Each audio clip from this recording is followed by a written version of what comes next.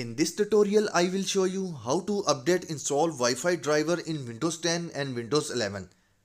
Start के button पर right click करेंगे और लिस्ट में फाइंड करेंगे डिवाइस मैनेजर, इसको सिलेक्ट करेंगे तो डिवाइस मैनेजर का बॉक्स हमारे पास कुछ इस तरह से अपीयर होगा। इसको थोड़ा सेट करते हैं। सेट करने के बाद हमने फाइंड करना है network adapter.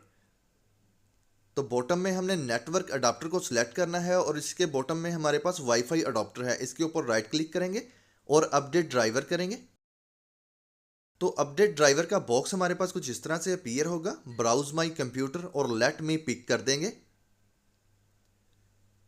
Show compatible hardware, इसको हमने नेक्स्ट करना है।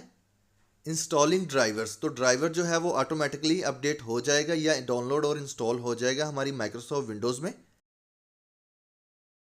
तो इसको इंस्टॉल करने के बाद अब हमने पीसीआई कंट्रोलर के ऊपर राइट क्लिक करना है, अपडेट ड्राइवर करेंगे और यहां पर भी हमने browse my computer for drivers और लेट मी पिक करना है।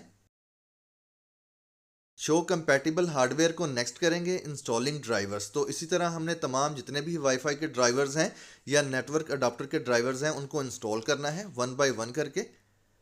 लेफ्ट साइड पर हम देख सकते हैं नेटवर्क अडाप्टर है। यहाँ पर हमारे पास काफ़ी सारी डिटेल्स हैं, यानी कि एक लिस्ट है।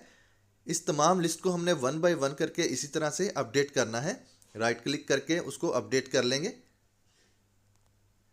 जैसे ये प्रोसेस हम कंप्लीट कर लेंगे, इसको मिनिमाइज करेंगे।